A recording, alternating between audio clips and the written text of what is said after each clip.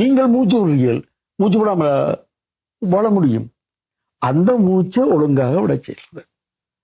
பேசாமல இருக்கிறீர்கள், அந்த பேச்சில் வர குரலை ஒழுங்காக பேச வைக்கிறேன். அதை நான் கற்றுக்கொண்டு வந்திருக்கிறேன். நீங்கள் கற்கையிலே நீ என்னோட கற்று போட்டு உங்களோட துறைக்குள்ள போனீர்கள் என்றால் சிறப்பாக செய்வீர்கள். அதைத்தான் நான் சொன்னேன்.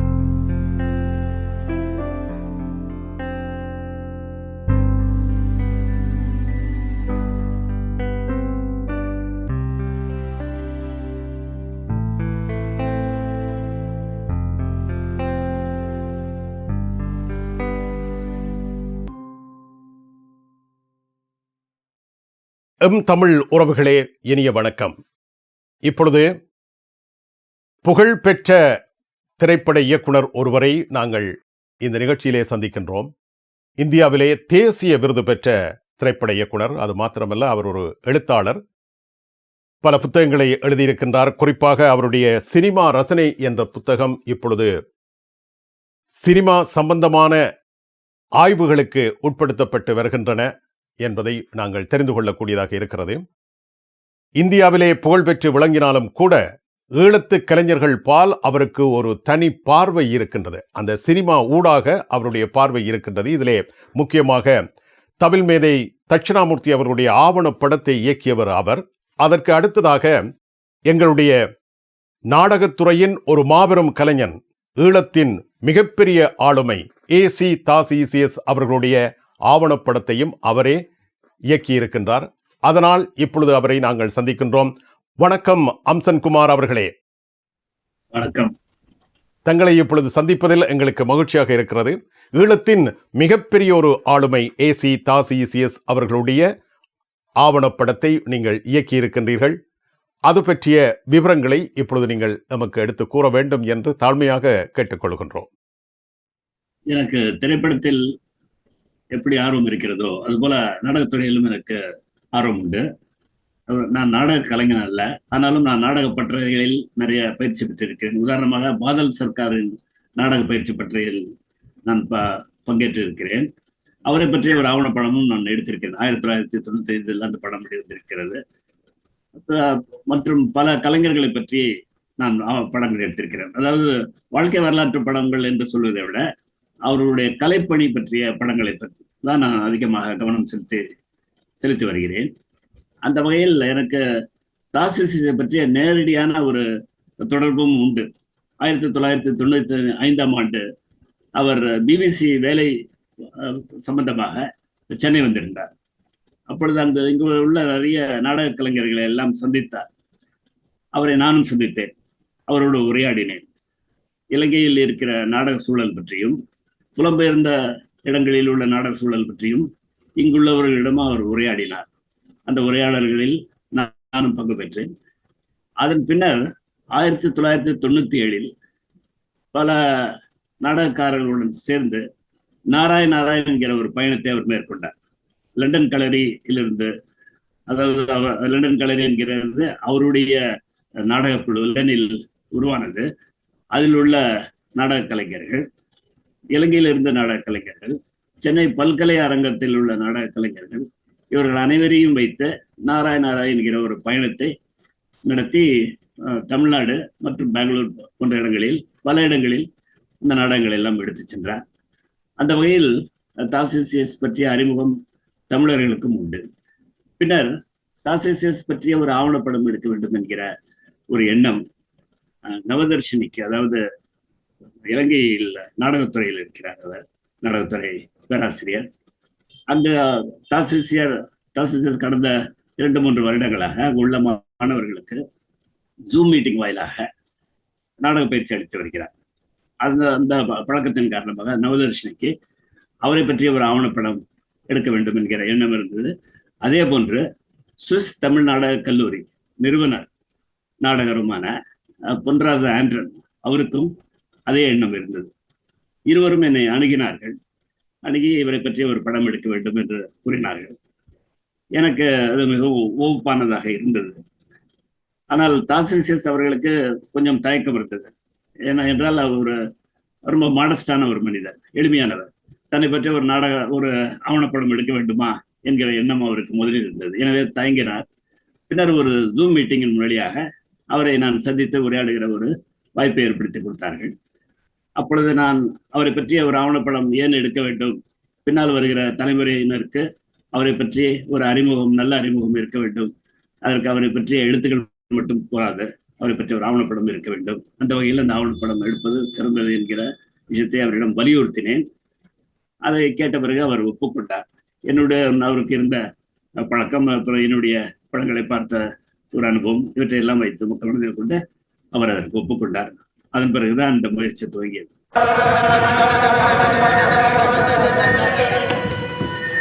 கூட்டமாக நாம் உழைப்போ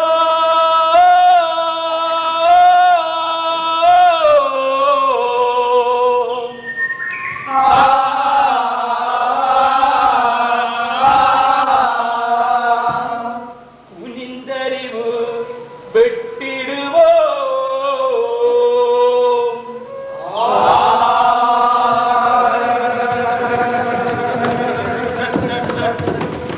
சின்னஞ்சிறகடிச்சு பறக்குதடா குருவி கூட்டம், சின்னஞ்சிறகடிச்சு பறக்குதடா குருவி கூட்டம். கூட்டமாக நாம் உழைப்போம், குனிந்தறிவு வெட்டிடுவோம். கூட்டமாக நாம் உழைப்போம், குனிந்தறிவு வெட்டிடுவோம். ஹையா ஹையா ஹை ஹையா ஹையா ஹையா ஹையா ஹை ஹையா ஹையா ஹையா ஹையா ஹை ஹையா ஹையா ஹையா ஹையா ஹை ஹையா நடந்து வாரா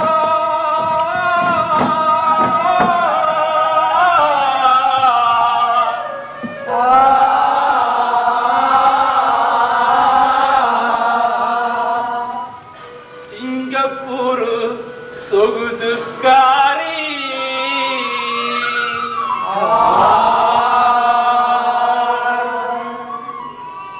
சொகுசுக்காரி கொண்டையிலே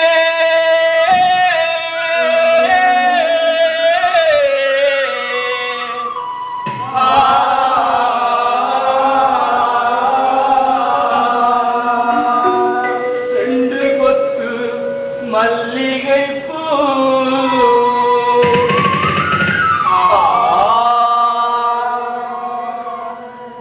சீராக நடந்து வாராள் சிங்கப்பூர் சொகுசுக்காரி, சீராக நடந்து வாராள் சிங்கப்பூர் சொகுசுக்காரி. சொகுசுக்காரி கொண்டையிலே ரெண்டு கொத்து மல்லிகைப்பூ, சொகுசுக்காரி கொண்டையிலே ரெண்டு கொத்து மல்லிகைப்பூ. ஐயா ஹை ஹை ஹையா ஹையா. ஈழக்கூத்தன் ஏசி தாசிசிஎஸ் அவர்களுடைய ஆளுமையை, குறிப்பாக நாடகத்துறையில் இருக்கின்ற ஆளுமை பற்றியே அதிகமாக பேசப்படுகின்றது. அவர் அந்த துறையில்தான் மிக நீண்ட காலம் பணியாற்றி இருக்கின்றார். இப்பொழுதும் கூட யாழ்ப்பாணத்தில் இருக்கின்ற பல்கலைக்கழகமாக இருக்கட்டும், அல்லது கொழும்பில் இருக்கின்ற பல்கலைக்கழகமாக இருக்கட்டும், ஈழத்தில் இலங்கையில் இருக்கின்ற பல்கலைக்கழகங்கள் தாசிசிஎஸ் அவர்களுடைய நாடக விடயங்களை வைத்துக்கொண்டு, அவர் நாடகம் தொடர்பாக எழுதிய விடயங்களை வைத்துக்கொண்டு அங்கே மாணவர்களுக்கு கற்கைகளை மேற்கொண்டு வருகின்றார்கள். இது பற்றி உங்களுக்கு தெரிந்தவர்தான் பேராசிரியர் மௌனகுரு அவர்களே இந்த தகவலை எல்லாம் வெளிப்படுத்தியும் இருக்கின்றார். அந்த வகையிலே மிகப்பெரிய ஒரு ஆளுமை தொடர்பான ஆவணப்படத்தை நீங்கள் இயக்க முற்பட்ட பொழுது என்னென்ன விடயங்களை நீங்கள் உங்களுக்குள் நீங்கள் வைத்துக் கொண்டீர்கள்? இந்த விடயங்கள் இதிலே வர வேண்டும் என்று நீங்கள் நிச்சயமாக சிந்தித்திருப்பீர்கள். ஏனென்றால் நீங்கள் ஏற்கனவே கூறிவிட்டீர்கள், நாடகத்துறையில் ஆர்வமுள்ள ஒருவர் நீங்கள் என்று. முக்கியமாக நான் மனதில் கொண்ட விஷயம் என்னவென்றால், அவரை பற்றி ஒரு முழுமையான ஒரு எண்ணம் ஏற்படக்கூடிய வகையில் அந்த ஆவணப்படம் இருக்க வேண்டும் என்று நான் விரும்பினேன். ஆனால் உங்களுக்கு தெரியும், பொதுவாக இந்தியாவில் குறிப்பாக தமிழர்களை பொறுத்தவரை ஆவணங்கள் என்பது பாதுகாக்கப்படுவதில்லை, ஆவணங்கள் என்பது உருவாக்கப்படுவதில்லை. எனவே அவர்களுடைய பல சாதனைகள் காலப்போக்கில் உணரப்படுமே ஒழிய அதற்கு பின்னால் அவை நினைவு கூறத்தக்க வகையில் அந்த ஆவணங்கள் உருவாகி இருக்காது.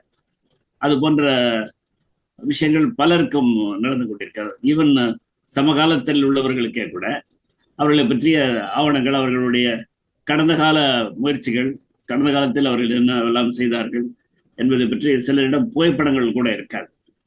அது போன்று பல விஷயங்கள் பலரிடம் இருக்காது. எனவே தாசில்தார் பற்றி எடுக்கும்போது அவருக்கு வயது அப்பொழுது 80 வயது. இது ஆரம்பித்தது 2 வருடங்களுக்கு முன்பாக. இப்போது அவருக்கு 83 வயது ஆகிறது. 2 வருடங்களுக்கு முன்பாக எடுத்த பொழுது அவரிடம் உள்ள என்னென்னலாம் இருக்கிறது என்பதை நான் அறிய முற்பட்டேன். அவர் புலம்பெயர்ந்து கொண்டே இருந்ததாலும் பல அரசியல் பிரச்சனைகள், புலம்பெயர்ந்தால் உள்ள பிரச்சனைகள் எல்லா இலங்கை தமிழர்களுக்கும் இருப்பதை போல் அவருக்கும் இருந்ததால் அவரை பற்றிய புகைப்படங்கள் அவரிடமே கூட அதிகம் கிடையாது. அவருடைய பல நாடகங்களை பற்றிய புகைப்படங்கள் கூட இல்லை. இதுதான் உண்மை. வீடியோ எல்லாம் வந்திருந்தாலும் கூட நிறைய அவருடைய நாடகங்கள் வீடியோ பதிவுகள் கூட இல்லை. சில வீடியோ பதிவுகள் எனக்கு ஆண்ட்ரன் கொடுத்த உதவினார். அவை முழுமையாக இல்லாத ஒரு விஷயம்தான். அவற்றையெல்லாம் கிடைத்தவற்றை பயன்படுத்தியிருக்கிறேன், ஆனால் முழுமையாக அவை இல்லை. எனவே நான் கோரியது என்னவென்றால், அவரை பற்றிய ஆவணத்தை நாம் உருவாக்க வேண்டும், இல்லாதவற்றை உருவாக்க வேண்டும். முக்கியமாக அவர் நம்மிடையே இருக்கிறார்.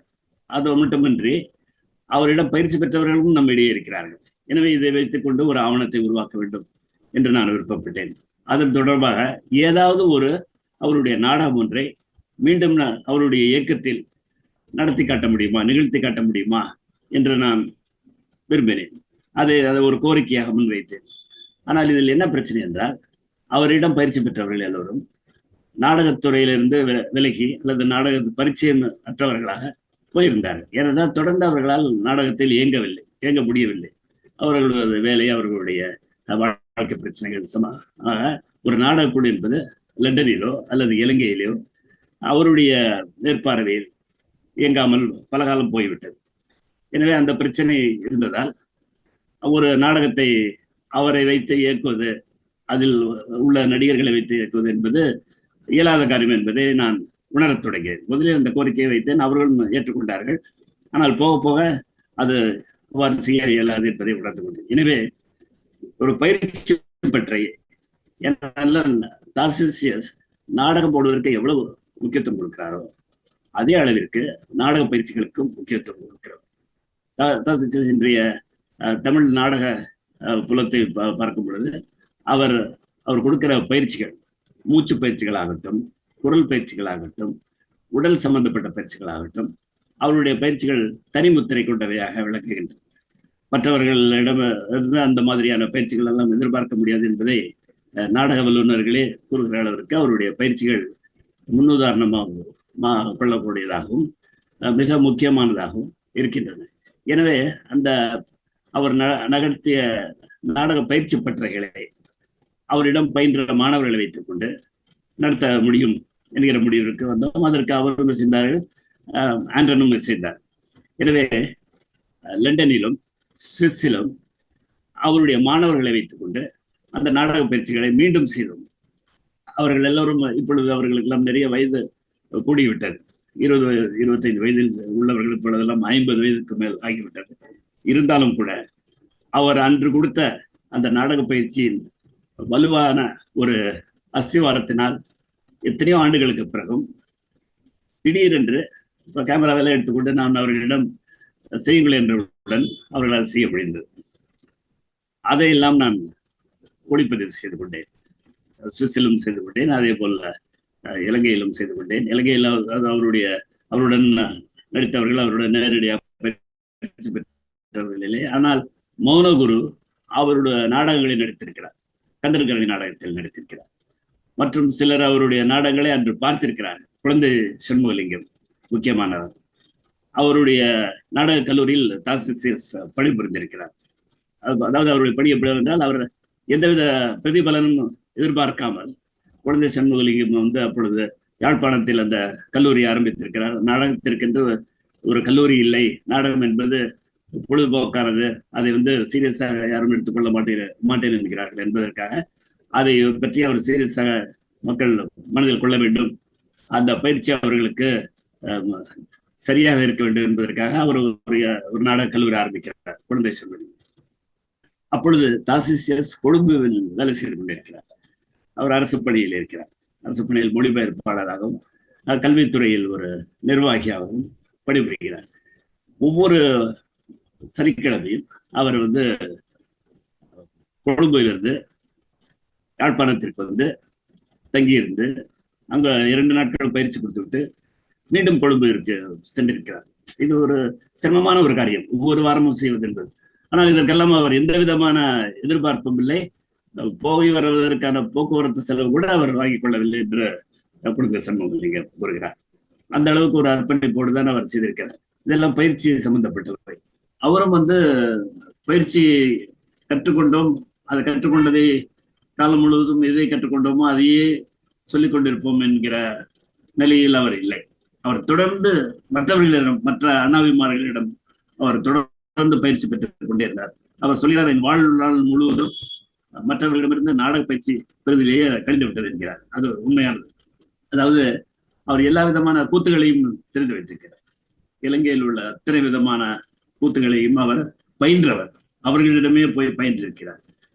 பின்னர் மெக்கன்டயர் இடம் அவர் மேலை நாட்டு நாடக, நவீன நாடகம் பற்றி, ஸ்டானிஸ்லாவ்ஸ்கி முறையை பற்றி பயின்றிருக்கிறார். இது தவிர தமிழ்நாட்டில் கூட எந்த நாடகருக்கும் கிடைக்காத பல நாடக அறிஞர்களுடன், நாடக செயல்பாட்டாளர்களுடன் அவருக்கு நிறைய தொடர்பு இருந்திருக்கு. போலீஸ் சோயக்கா போன்றவர்களிடம் அவர் பயிற்சி பெற்றிருக்கிறார். இப்படி ஏராளமான அவர் பயிற்சி பெறாதவர்கள் கிடையாது. அதுபோல ஒரு கண்டிய நடனம், கண்டியில் உள்ள ஒரு நடனம் அவருடைய நாடகம் ஒன்றிற்கு தேவையாக இருந்தது. எனவே அங்கே ஒரு கண்டிய நாடகாசிரியரிடம் போய், ஒரு நடனாசிரியரிடம் போய் அந்த கண்டிய நடனத்தையும் அதற்குள்ள கரணங்களை எல்லாம் அவர் கற்றிருக்கிறார். இப்படி அவருடைய நாடக பயிற்சி என்பது ஒரு தொடர்ச்சியானது. இப்பொழுது கூட சுவிஸில் படம் எடுத்துக் கொண்டிருக்கும் பொழுது அவர் ஒரு புதிய ஒரு தான் தற்சமயம் சமீபத்தில் கற்ற ஒரு நாடக பயிற்சி அங்குள்ள மாணவர்களுக்கு வழங்கினார். இது போன்ற அவரிடம் ஒரு செழுமையான தொடர்ச்சியான நாடகம் பற்றிய ஒரு ஈடுபாடு சிறு வயதிலிருந்தே இருக்கிறது. 10 வயதிலிருந்தே அவர் நடித்துக் கொண்டிருக்கிறார் என்றால் பாருங்கள். 10 வயதிலிருந்தே அவர் நாடக மேடையில் நடித்திருக்கிறார். இன்றும் அவர் நாடக பணியை செய்து கொண்டிருக்கிறார், நாடக பயிற்சியை கொடுத்துக் கொண்டிருக்கிறார். அந்த வகையில் அவருடைய போன்ற ஒரு நாடகரை வந்து இலங்கையில் மட்டுமல்ல தமிழ்நாட்டிலும் பார்ப்பது அரிதென்று தான் நினைக்கிறேன். போய் வேலை செய்யலாம். ராத்திரி விடிய தூடடிச்சது, விடிஞ்ச பிறகு என்ன படுக்க முடியல. ஓடு வட்டிக்கு 2 வட்டியில இருந்து மக்க சொல்லி கலைச்சு போட்டியால் என்னாலே எனக்கு தலைவலி. அது அவனுக்கு நித்திர போதா. நானும் தான் சாதாரணமா முழிச்சிருந்தேன். ஓய், இங்க ஒரு சொன்னாய் முழிச்சிருந்தேன். சூடு அடிக்கிற இடத்துல பேக்கர் கூட தாண்டி கொண்டு தெரிஞ்சிரு. நீர் ஏதாவது எழுதுகிறது. அவனுக்கு நேற்று பின்னரமே காலத்து பிடிக்கும்.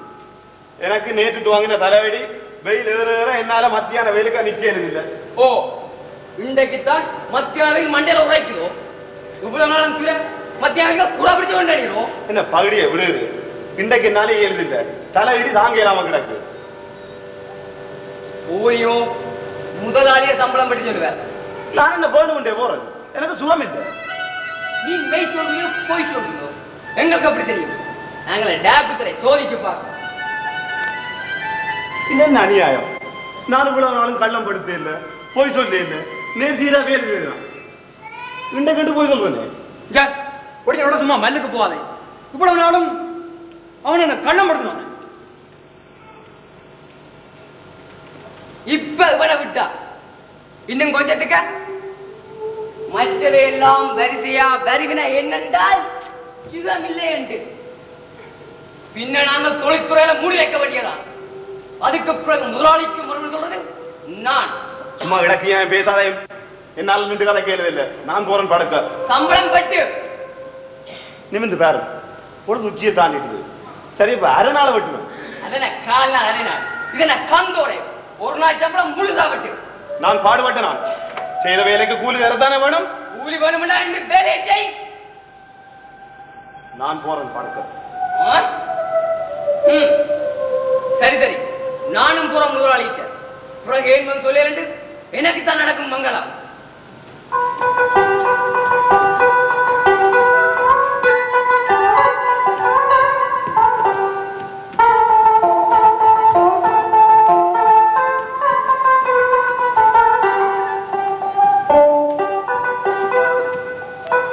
அப்படி நியாயம், அப்படி நியாயம். இவதான் எங்களுக்கு சோறு போடுங்க. இவைகளுக்குத்தான் நாங்கள் உழைச்சு கொடுக்கிறோம். இரவு அவன் முழிச்சே இருக்கிறான்.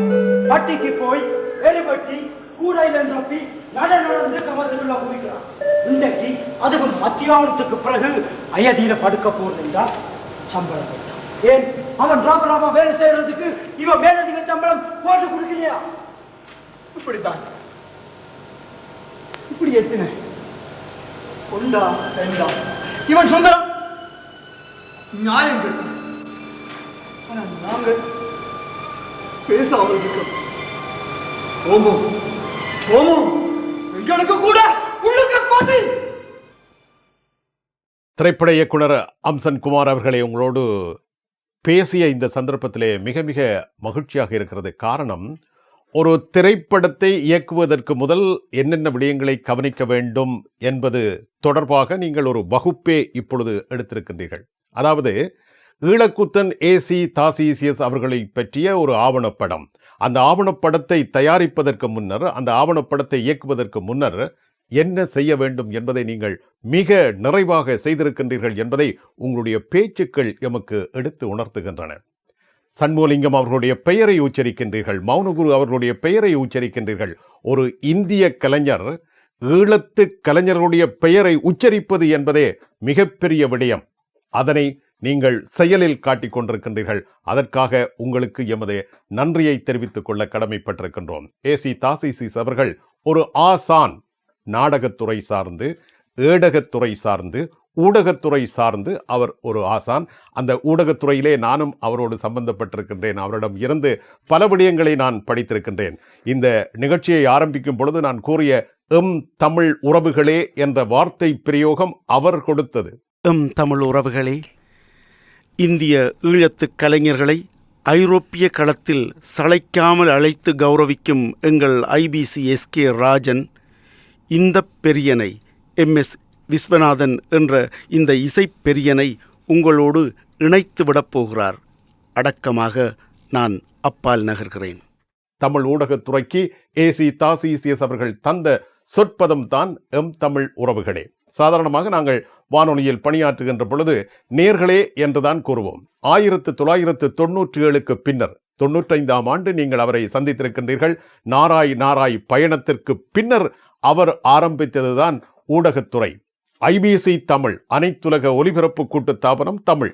இதை பற்றி ஒரே ஒரு விடயம் உங்களுக்கு நான் கூறுவது இந்த நேரத்திலே பொருத்தமாக இருக்கும் என்று நம்புகின்றேன். என்றால் அவர் ஒரு சிருஷ்டிகர்த்தா.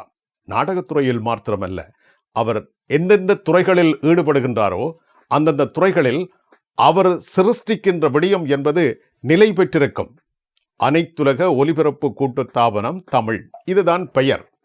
ஆனால் நாங்கள் எங்களுடைய செவிகளில் கேட்டு பழகிய விடயத்தை வைத்துக்கொண்டு அவரோடு நான் பேசுகின்றேன்.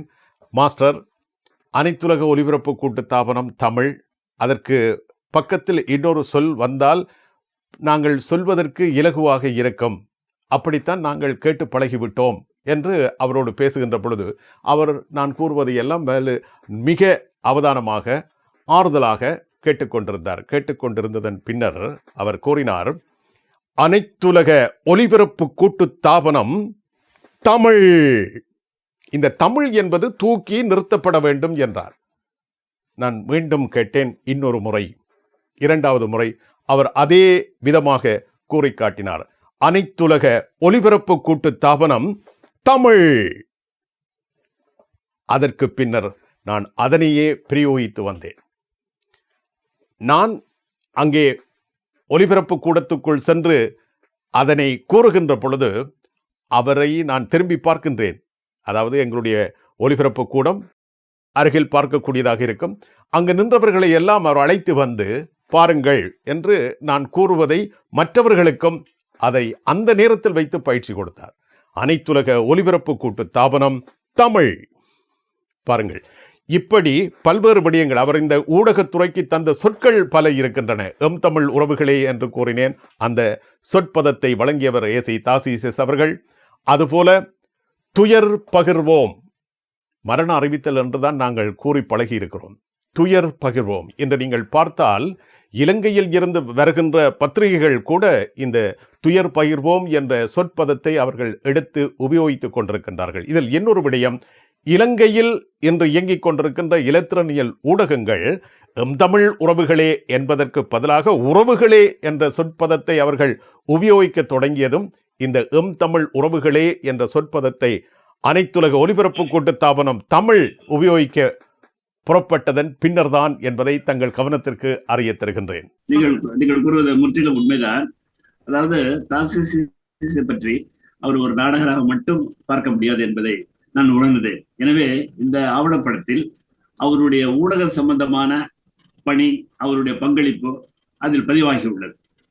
அவர் ஐபிசிக்கு வந்தது, ஐபிசியில் பணிபுரிந்தவர்கள் அவர்களுடைய நேர்காணலும் இந்த படத்தில் இருக்கிறது. அதாவது நீங்கள் அவருடைய தமிழ் சொல்லாக்கங்கள், புதிய புதிய சொற்கங்களை அவர் உருவாக்கியதை பற்றி கூறுகிறீர்கள். அவை எல்லாம் முக்கியமானவை.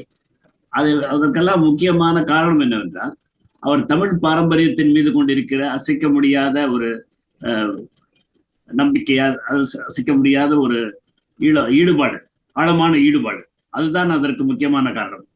அவர் சொல்வது என்னவென்றால், நம்முடைய தமிழ் அடையாளத்தை எப்பொழுது நேரம் கிடைக்கிறதோ அப்பொழுது சொல்லிக் கொள்ளலாம் என்று இல்லாமல் எப்பொழுதும் அதை சொல்லிக் கொண்டிருக்க வேண்டும். எங்கெல்லாம் அதற்கான தேவை இருக்கிறதோ, எங்கெல்லாம் அதற்கான சந்தர்ப்பம் இருக்கிறதோ, அங்கெல்லாம் அந்த அடையாளத்தை பதிக்க வேண்டும் என்பதில் அவர் மிகவும் முக்கியமானவர். நாங்கள் எங்களுடைய அடையாளத்தை எந்த இடத்திலையும் விடக்கூடாது. எங்களுடைய அடையாளத்தை இன்றைக்கு சொல்லாமல் நாளைக்கு சொல்றேன்ன்றது எல்லாம் தப்பு. அந்த வகையில் அவருடைய நாடகமே தமிழ் பாரம்பரியத்திலிருந்து, தமிழ் கூத்திலிருந்து வந்திருக்கிறது. மற்ற நாடக அசைவுகளை, மற்ற நாடக தாக்கங்களை எடுத்துக்கொண்டாலும் குறிப்பாக கூத்துதான் தமிழர்களின் பாரம்பரியம். அது இலங்கை கூத்து, இந்திய கூத்து என்று எல்லாவற்றிலிருந்தும் எடுத்து ஒரு செழுமையான ஒரு தாக்கத்தை தனது நாடகங்கள் மூலமாக கொண்டு வந்திருக்கிறார். எல்லாவற்றிற்குமே அந்த அவருக்கு தமிழ் பாரம்பரியத்தின் மீது இருக்கிற அசைக்க முடியாத ஒரு ஈடுபாடுதான் என்று நான் கருதுகிறேன்.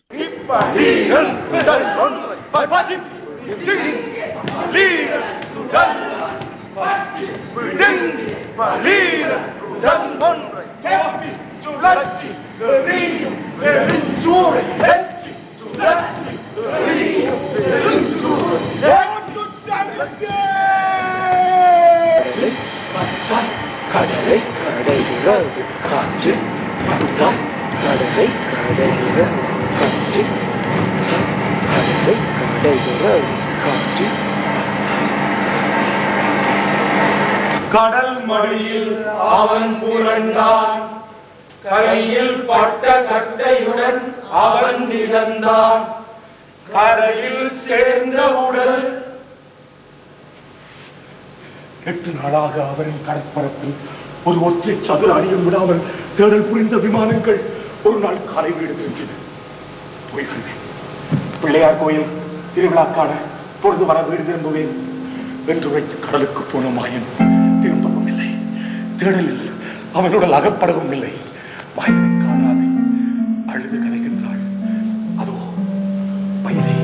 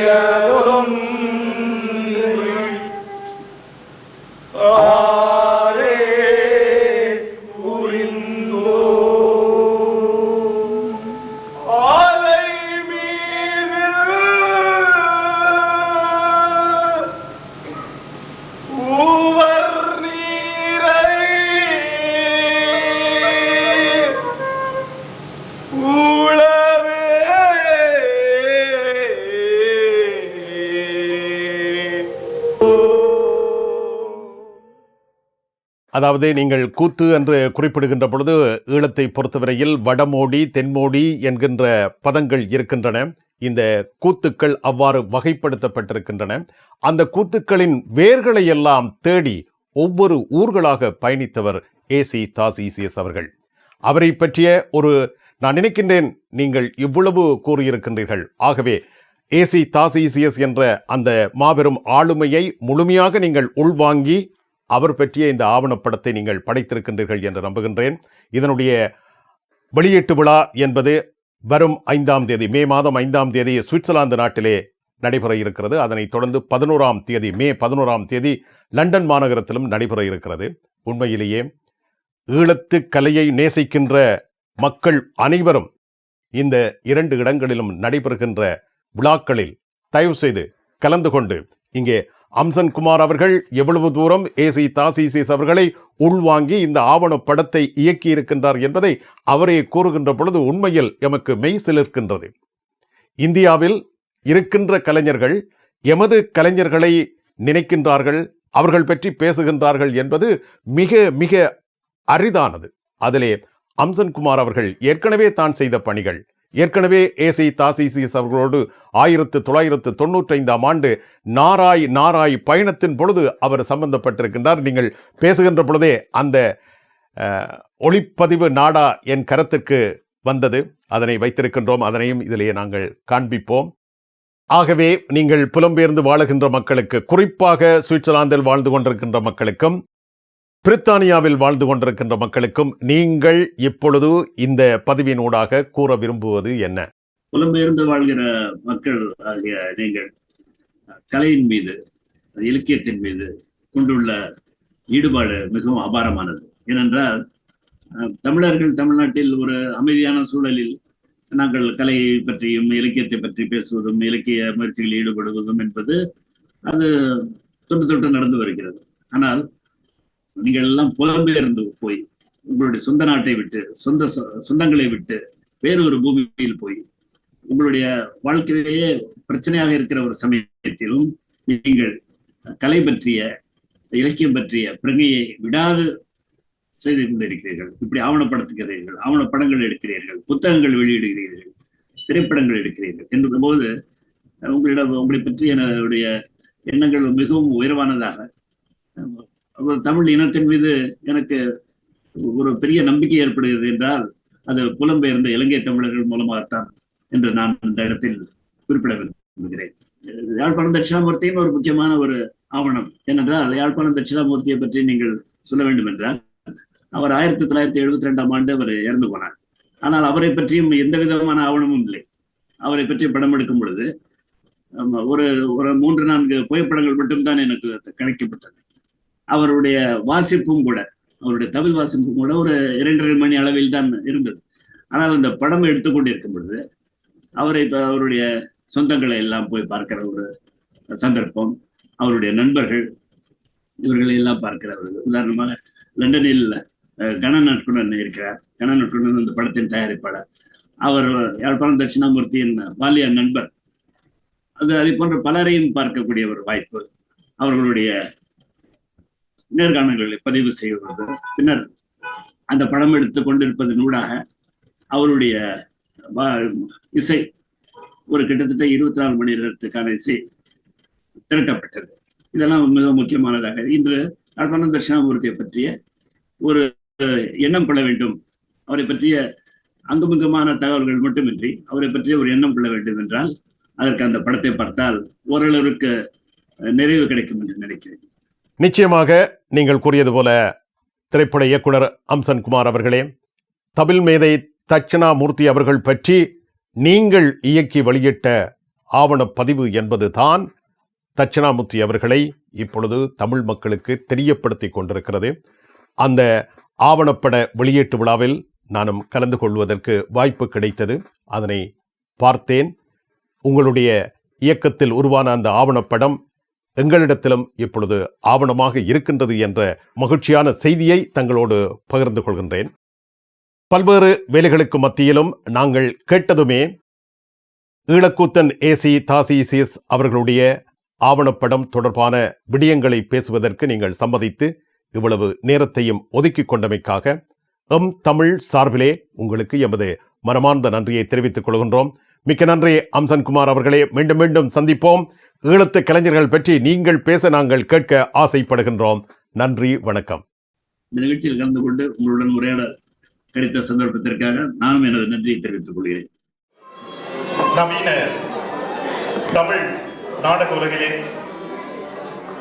பல ஆராய்ச்சிகளை நிகழ்த்தி கொண்டிருக்கும் ஒரு ஒப்பற்ற கலைஞரை நாங்கள் இன்றைய தினம் இந்த கலை விருந்தா நிகழ்வுக்கு தலைமை தாக்கும்படி வேண்டுகோள் விடுத்தோம். எங்களது வேண்டுகோளை ஏற்றுக்கொண்டு அவருக்கு இருக்கின்ற நிறைந்த வேலைகளுக்கு மத்தியிலும் இங்கே சமூகம் தந்து இதுவரை மேடையிலே நிகழ்ந்த நிகழ்வுகளை நன்றாக அவதானித்து இந்த அரங்கத்திலே அமர்ந்திருக்கின்ற கலை விருந்தா நிகழ்ச்சியிலே கலந்து கொண்ட கலைஞர்கள் மாத்திரமல்ல, ஈழத்து கலைஞர்கள் அனைவரதும் அபிமானத்திற்கும் மதிப்புக்கும் உரிய திரு ஏசி தாசிஎஸ் அவர்களை இப்பொழுது இந்த அரங்கத்தில் வருகை தந்து உரையாற்றும் வண்ணம் மிக்க அன்பாக தாழ்மையாக வேண்டிக் கொள்கிறோம்.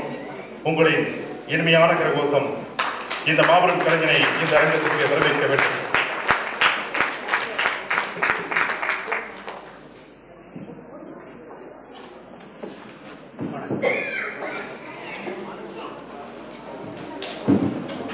பேரன்பு மிக்கவர்களே, முன்பொருகால் யாழ்ப்பாணத்து கலை நிகழ்ச்சிகளை தன் குரலால் நிறைத்து செழுமையும் பொலிவும் கூட்டி உயிர்ப்பித்து இன்று இங்கே அதை விசாலித்திருக்கும் குரல் வளன் எஸ்.கே. ராஜன் அவர்கள் அழைக்க இன்று யான் இங்கு வருதல் கூடுமாயிற்று.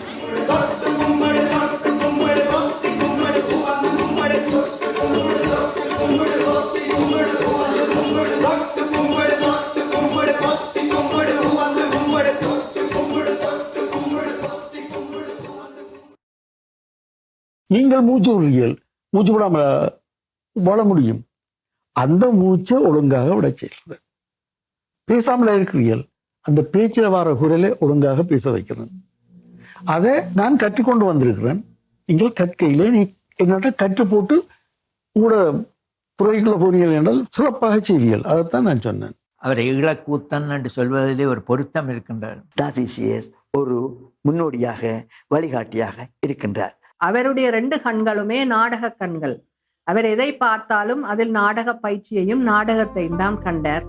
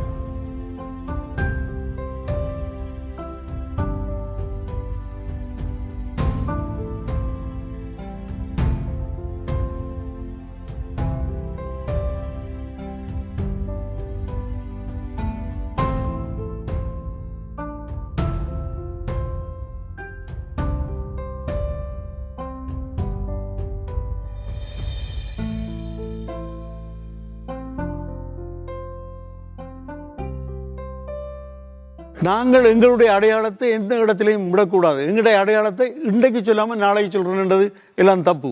எமது பண்பாட்டின் கூறுகளை தனது நாடகத்துக்குள் இணைத்து ஒரு கலவையாக மக்களுக்கு கொடுக்கிறார். தாசிஸ் மாஸ்டருடைய நாடகங்களை போன்று இதுவரையில் எந்த ஒரு நாடகங்களும் தமிழில் வரவில்லை.